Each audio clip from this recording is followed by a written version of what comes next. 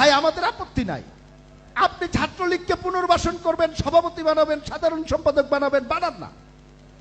কিন্তু আমাদের একটি বক্তব্য কিন্তু আছে, এই ছাত্রলীগ যখন ছাত্রীবন্ধেরকে ধর্ষণ করেছে, এই ছাত্রলীগ যখন বিশ্বজিৎকে হত্যা করেছে, আরবারকে হত্যা করেছে, এই ছাত্রলীগ যত অপকর্ম করেছে তার সব দায়ভার আপনাকে নিতে হবে, তারপরে আপনি বলবেন যে ছাত্রলীগ। আপনি দায়ভার নিবেন না, দায়ভার নিবেন না। কাকের বাসায় কুকিলের বাচ্চা লুকিয়ে রাখবেন, বড় করে এখন এনে বলবেন যে ছাত্র শিবিরের সভাপতি সাধারণ সম্পাদক। এটি বাংলাদেশের মানুষ মানবে? মানবে না। ভাই প্রকাশ্যে আসেন না।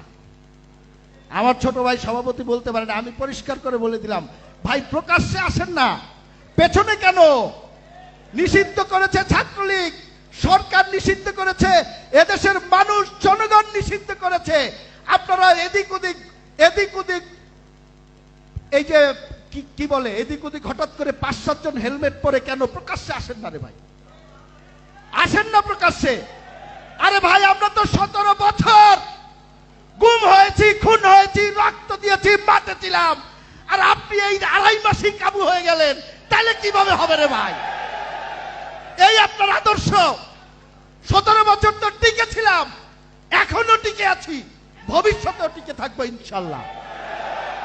এই বগুড়ার মাটিতে দাঁড়িয়ে বলে গেলাম, শহীদ জিয়ার আদর্শের সৈনিকেরা কখনো পিছপা হয়নি, যতক্ষণ জীবন আছে রাজপথে ছিল, আছে এবং থাকবে।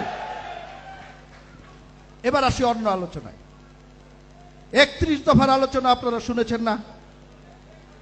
একটু ভাই, একটু প্লিজ, শেষ করে দিব একটু।